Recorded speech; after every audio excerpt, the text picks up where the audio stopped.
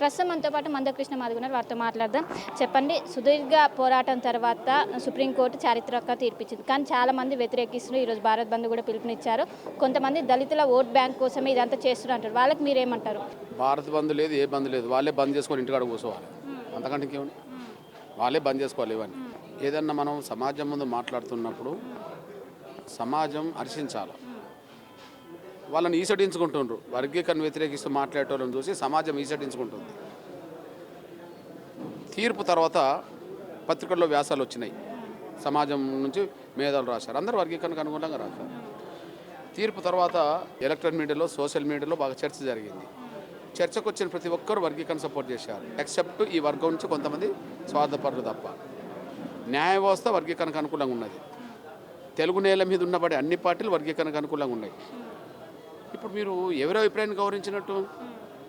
మీరు రాజకీయ పార్టీల అభిప్రాయానికి మీ వాదన భిన్నంగా ఉన్నది, కమిషన్ల అభిప్రాయానికి మీ వాదన భిన్నంగా ఉన్నది, కోర్టు తీర్పుల అభిప్రాయానికి మీ వాదన భిన్నంగా ఉన్నది, సమాజం అభిప్రాయాలకు మీ వాదన భిన్నంగా ఉన్నది. పోనీ మీరు అంబేద్కర్ వాదనను గౌరవిస్తారంటే అంబేద్కర్ వాదన గౌరవించారు. అంబేద్కర్ దళితుల్లో ఉండబడే ప్రతి కులం తమ జనాభా కంటే మించి రిజర్వేషన్ ఎవరు పొందొద్దు, ఉన్న అవకాశాలు అందరూ పంచుకోవాలని చెప్పేశాడు. పంచుకోవాలని ఎంఆర్పిఎస్ కూడా అంటుంది. అంటే వర్గీకరణ వ్యతిరేకించే స్వార్థపరులు అంబేద్కర్కు గౌరవం ఇవ్వరు, న్యాయ వ్యవస్థకు గౌరవం ఇవ్వరు, పార్టీల అభిప్రాయానికి విలువనివ్వరు, కమిషన్లకు విలువనివ్వరు, సమాజానికి విలువనివ్వరు. అంటే వాళ్ళు సమాజం నుంచి రోజు రోజు దూరం అవుతున్నారనే విషయం రుజువు అవుతుంది. ఇప్పుడు దళితుల్ని ఊరికి దూరంగా పెట్టిన అంటున్నారు చరిత్రలో. ఇప్పుడు సమాజానికి దూరంగా పోతున్నది ఎవరు? వర్గీకరణ వ్యతిరేకించే స్వార్థపరులు. కాబట్టి ఆ వర్గీకరణ వ్యతిరేకించే వాళ్ళు వాళ్ళ నిర్ణయాన్ని మార్చుకోవాలి, సమాజ స్రవంతిలో కలిసి రావాలి, సమాజ అభిప్రాయానికి అనుగుణంగా ముందుకు రావాలి. అది నేను మీపై మాజీ ఎంపీ హర్ష కుమార్ చేసిన వ్యాఖ్యలు ఏ విధంగా చూస్తారు? ఆంధ్రప్రదేశ్, తెలంగాణలో తప్ప ఎక్కడ ప్రయోజనాలు లేదు అని అంటున్నారు ఆయన. అసలు ఆయన గురించి నేను మాట్లాడా. ఆయనకు వాళ్ళ కులంలోనే విలువ లేదు, వాళ్ళ కులంలోనే గౌరవం లేదు. మాలలు ఎక్కువ ఉన్న జిల్లా అది, తూర్పుగోదావరి జిల్లా మాలలు ఎక్కువ ఉన్న జిల్లా. ఒకరోజు వర్గీకరణ అడ్డుకుంటామని చెప్పి ఒక 10,000 మందితో మీటింగ్ పెట్టిండు. నేను అక్కడనే కొన్ని లక్షల మందితో మీటింగ్ పెట్టిన. ఆ రోజు అక్కడి నుంచి వెళ్ళిపోయాడు.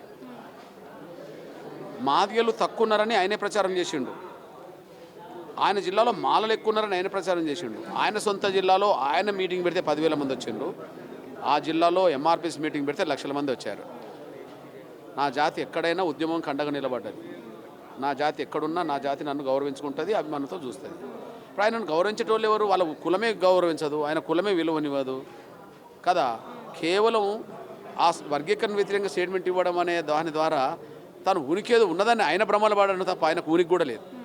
ఎస్సీ వర్గీకరణ తీర్పుని రేవంత్ రెడ్డి ప్రభుత్వం క్యాచ్ చేసుకుంటుందా? ఎందుకంటే ఆ రోజు ఏదైతే తీర్పు వచ్చిన రోజు ఎంఆర్పిఎస్ నాయకుల కంటే కాంగ్రెస్ నాయకులు ఎక్కువ సెలబ్రేట్ చేసుకున్నారు. వర్గీకరణ సుప్రీంకోర్టు తీర్పు అనుకూలంగా వచ్చిన తర్వాత అసెంబ్లీలో స్పందించింది. దేశంలో అందరికంటే ముందు తెలంగాణ ప్రభుత్వం వర్గీకరణ అమలు చేస్తామని మాట్లాడింది. సహజంగానే కాంగ్రెస్ వాళ్ళు మా నాయకుడు అందరికంటే ముందు అమలు చేస్తా అన్నాడు అని చెప్పి పండుగలు చేసుకున్నారు. సంతోషమే కదా. ఎవరు క్యాచ్ చేసుకుంటారు, ఎవరు క్యాచ్ చేసుకుంటారు నాకు సంబంధం లేదు. వర్గీకరణ ఎవరు చేస్తున్నారు, ఎవరు చేయరు అనే విషయం నేను ఆలోచిస్తాను. వర్గీకరణ చేయడానికి ఆయన ప్రయత్నం చేసి ముందుకెళ్తే నేను కూడా స్వాగతిస్తాను, ఆయన అభినందిస్తాను కదా. నేను ఆయన శత్రువుగా చూడలేను కదా. నేను శత్రువుగా చూడలేను కదా. ఇచ్చిన మాట నిలబెట్టుకోకపోతే మాత్రం చూస్తా, ఇచ్చిన మాట నిలబెట్టుకుంటే నేను ఎందుకు చూస్తా. కాబట్టి మా మధ్యలో పెద్ద వేరే అంశంగా చూడదు. మాలల్ని మానువాదులు అని అన్నారు, వాటికి కట్టుబడి ఉంటారు ఆ వ్యాఖ్యలకి? మాలల్లో మెజారిటీ మేధావులు అనబడుతున్న వాళ్ళందరూ మనువాదులే. మాలల్లో ఎదిగిన రాజకీయ నాయకులు మెజారిటీ మనువాదులే. ఎందుకంటే వాళ్ళ నుంచే వర్గీకరణ వ్యతిరేక స్టేట్మెంట్లు వస్తున్నాయి కదా. నీ పక్క దళితులు, నీ పక్కన వెనుకబడ్డ వాళ్ళ హక్కులను హరించాలని ప్రయత్నం చేసే వాళ్ళే వర్గీకరణ వ్యతిరేకించే వాళ్ళు. మానవ హక్కులను గౌరవించిందే మనవాదం అవుతాయి. మరి వర్గీకరణ వ్యతిరేకించిన వాళ్ళు ఎవరు అవుతారు? మనవాదులు అవుతారు. మెజారిటీ వాళ్ళు మనవాదులు అంటున్నా. అందులో ఒకరో ఇద్దరు నా తమ్ముళ్ళు ఉన్నారు, వాళ్ళ పేర్లు నేను చెప్పేశాను.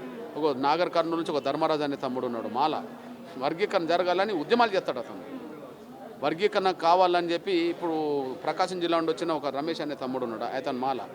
ఎంఆర్పిఎస్ ఉద్యమం మొదలు పెట్టక ముందు నుంచి ఆయన మాకు అందుబాటులో ఉన్నాడు. వర్గీకరణ జరగాలని వేదికల మీద మాట్లాడతాడు, వేదిక ముందు మాట్లాడతాడు, ఇంటర్నల్ మాట్లాడతాడు, ఇంట్లో మాట్లాడతాడు, వాళ్ళ దగ్గర కూడా మాట్లాడతాడు. నేను వాళ్ళని అనలేను. అట్లనే లోక్నాథ్ అని ఒక తమ్ముడు ఉన్నాడు, జయభారత్ దాంట్లో పనిచేసేవాడు. ఆయన మాలలు వర్గీకరణకు అనుకూలంగా ఉండాలని మీటింగులు కూడా పెట్టిన సందర్భాలు ఉన్నాయి. అంటే వర్గీకరణకు అనుకూలమైన మిత్రుల్ని సోదరులని నేను గౌరవిస్తాను. సామాన్య ప్రజలు వర్గీకరణ కోరుకుంటారు, ఎందుకంటే తొందరగా ఈ సమస్య పరిష్కారం కావాలని. ఇప్పుడు ఎంఆర్పిఎస్ ఒక నిర్ణయం తీసుకుంటే దానికి మాదిగలు స్పందిస్తారు, రోడ్డు మీదకి వస్తారు, సమాజం స్పందిస్తారు, మాకు అనుకూలంగా మద్దతు ఇస్తారు. ఇప్పుడు వాళ్ళు ఏదో బంద్ అంటున్నారు కదా, వాళ్ళ బంద్ వాళ్ళ ఇళ్ళల్లో కూడా జరగదు, వాళ్ళ ఊర్లో కూడా జరగదు కదా, జరగలేదు కదా. అంటే మాలలు రోడ్డు మీకు రాలేదు కదా, సమాజంలో ఎవరు కూడా హర్షించలేదు కదా, అందువల్లనే ఏం జరగకుండా పోతుంది కదా. కాబట్టి నేను చెప్తున్నది ఏంటంటే వర్గీకరణ వ్యతిరేకించిన వాళ్ళను మనవాదులుగానే చూస్తా, వర్గీకరణ స్వాగతించిన వాళ్ళను మానవతావాదులుగానే చూస్తా. ఎస్సీ వర్గీకరణపై కాంగ్రెస్ హైకమాండ్ నుంచి ఎలాంటి రెస్పాన్స్ లేదు. ఒకవైపు రాహుల్ గాంధీ కావచ్చు, సోనియా గాంధీ కావచ్చు, ఖర్గే నుంచి. కానీ ఇక్కడ రేవంత్ రెడ్డి ఇంప్లిమెంట్ చేస్తున్నారు. వాళ్ళ మాటను కాదని ఇక్కడ ఆయన ఇంప్లిమెంట్ చేసే అవకాశం ఉందా? ఏంటంటే సుప్రీంకోర్టు రాష్ట్రాలకు అధికారం ఇచ్చిందా లేదా, రాష్ట్రాలు అమలు చేయాలా లేదా. ఇప్పుడు కాంగ్రెస్ అధిష్టానం ఉన్నది, కాంగ్రెస్ అధిష్టానం వర్గీకరణకు వ్యతిరేకమైతే వ్యతిరేకమని మాట్లాడమానండి, మాకేం అభ్యంతరం లేదు. కాంగ్రెస్ మొట్టమొదలు వర్గీకరణ చేసిందే పంజాబ్లో కాంగ్రెస్ కదా 75లో. పోనీ ఇప్పుడు ఇండియా కూటమిలో ప్రధాన భాగస్వామి ఎవరు, డిఎంకే కదా, స్వాగతించాడు స్టాలిన్ గారు, అమలు చేస్తున్నాడు కదా. ఇండియా కూటమిలో ఆప్ పార్టీ కేజ్రీవాల్ పార్టీ కూడా భాగస్వామి కదా, పంజాబ్లో వర్గీకరణ అమలు చేస్తున్నది కదా. మరి మొట్టమొదలు అమలు చేసింది మీరే, కాంగ్రెస్. ఉమ్మడి ఆంధ్రప్రదేశ్లో తీర్మానం చేసింది మీరే. కాబట్టి ఇది రాష్ట్రాలకు అధికారం అనేది సుప్రీంకోర్టు చెప్పింది, అమలు చేయాల్సిందే కదా. అమలు చేయొద్దని చెప్పి అధిష్టానం అన్నది అనుకో, అననీయండి, చూద్దాం. వాళ్ళు మౌనంగా ఉండొద్దు, ఏదో ఒకటి అనడమే మంచిది, అనుకూలమో వ్యతిరేకమో ప్రకటన చేయడమే మంచిది. ఇండిపెండెంట్ అభ్యర్థిగా పోటీ చేస్తామని చట్టసభలోకి వెళ్తామని చెప్పారు. బీజేపీ ప్రభుత్వం మద్దతు ఇస్తే చేశారు. ముందు నేను ఏ పార్టీలో చేరింది లేదు, భవిష్యత్తులో చేరేది లేదు. ఎందుకంటే ఏదన్నా ఒక పార్టీలో చేరితే ఆ పార్టీ అధినేతల నిర్ణయమే మనం అక్కడ అమలు చేయాల్సి వస్తుంది. మనకు స్వేచ్ఛ స్వాతంత్రాలు ఉండవు కదా మాట్లాడడానికి. నేను వెళ్ళాల్సింది దేనికోసం వెళ్ళాలి, ఉద్యమం దేనికోసం చేశాం, బయట సమాజం కోసం చేశాం. ఒకవేళ అసెంబ్లీకి చట్టసభలోకి వెళ్ళాలంటే దేనికోసం వెళ్ళాలి, ఆ వర్గాలకు మేలు జరగడం కోసం, కోరడం కోసం వెళ్ళాలి. కోరే స్వేచ్ఛ, మాట్లాడే రైట్ నాకు ఉండాలి వద్దా, అంటే ఆ రైట్ లేని చోట నేను ఎందుకు జెండా కప్పుకుంటా. కాబట్టి స్వతంత్రంగా ఉండే నా ప్రయత్నం నేను చేస్తాను. స్వతంత్రంగా ముందుకెళ్ళడం కోసం ఎవరు సాగుబడి చేస్తే వాళ్ళ కొండగా నిలబడుతున్నారు. సో మొత్తం మీద మనం చూసుకున్నట్లయితే ఏదైతే వ్యక్తిగత కారణాల వల్లనే ఎవరైతే ఈ మాలలు కావాలని ఇప్పుడు ఏదైతే ఎస్సీ వర్గీకరణ తీర్పును కావాలని వ్యతిరేకిస్తున్నారో, దీనిపైన ఇప్పటికే ఇన్ని రోజులు ఎలాంటి అభిప్రాయం చెప్పండి, ఇప్పుడు కావాలని దీన్ని రాజకీయం చేస్తున్నారు.